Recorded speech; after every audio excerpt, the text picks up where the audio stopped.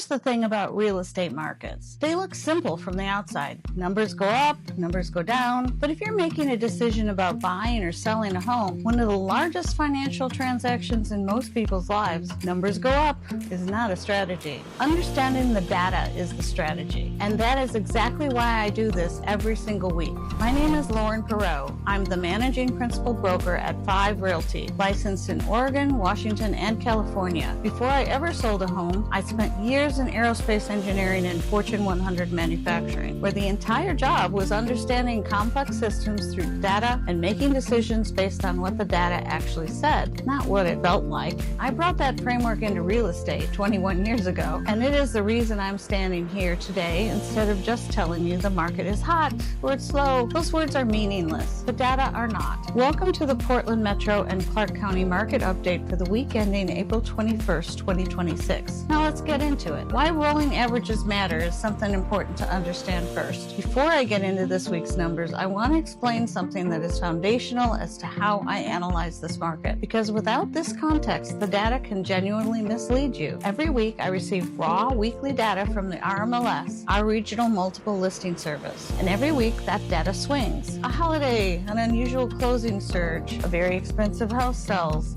a one-week dip in new listings.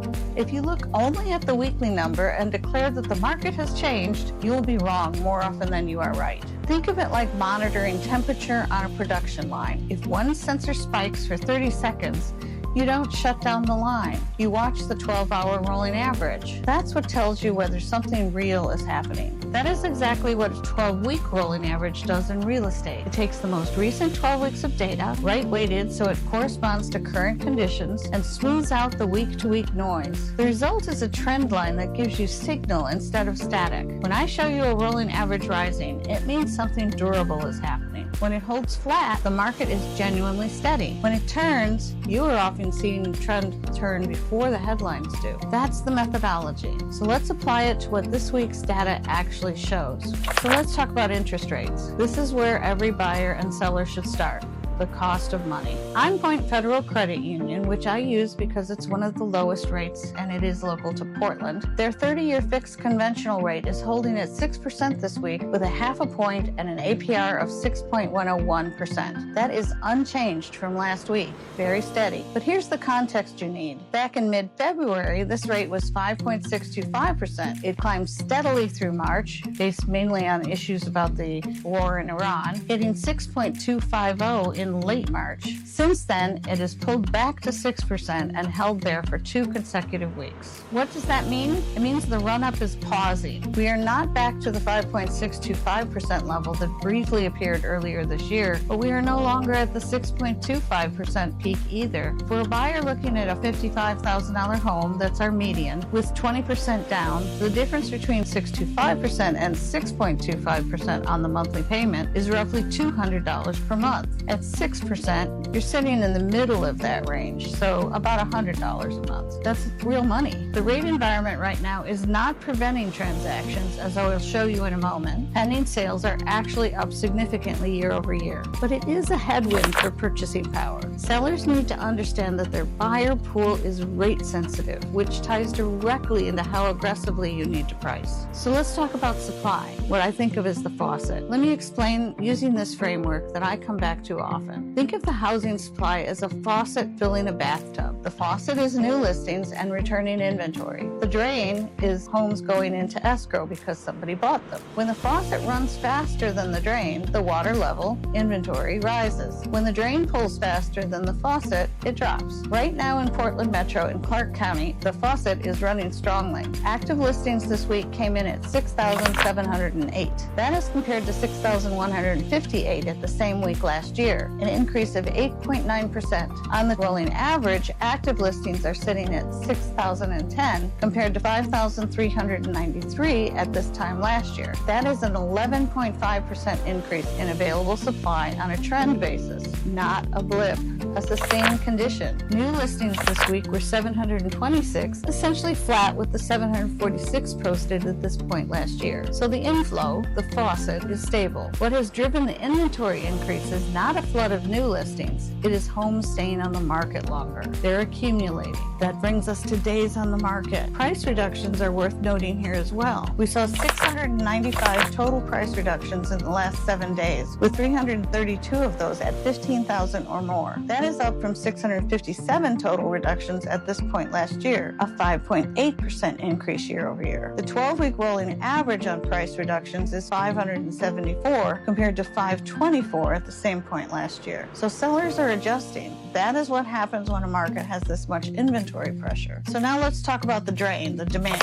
Homes sold this week by 542. At the same week last year, 458. That is an 18.3% increase. Now, weekly sold numbers are noisy, so let's look at the rolling average. On a 12-week basis, 458 homes are selling per week right now, compared to 425 at this time last year. That is a 7.9% improvement. So demand is measurably stronger on a trend basis than it was a year ago. New pending sales this week, meaning contracts written on homes, came in at 740. That compares to 625 at the same week last year, an 18.4% year-over-year jump. The 12-week rolling average of new pending is 640.5 versus 578.3 at this point last year, a 10.8% increase. Total pending, the pipeline of contracts waiting to close, stands at 3,388, up 3.1% from 3,287 a year ago. Rolling average, 3,018 versus 2,890. The pipeline is healthy. So what we have is a market where both supply and demand are elevated above last year, but supply is growing faster. The inventory advantage belongs to buyers. The activity level benefits sellers. The key variable becomes pricing, and that is where days on the market and sale to list ratios tell the real story. So days on market is the single most honest metric in this business. Buyers and sellers can both talk about what they want, but days on market shows what is actually happening. This week, the average days on market was 63 and the median was 21. Year over year, the average was 55, a 14.5% increase. The median was 15, a 40% increase. Now let's look at the rolling trend. The 12-week rolling average for average days on market is 72.6 days right now, compared to 67.3 days at this time last year.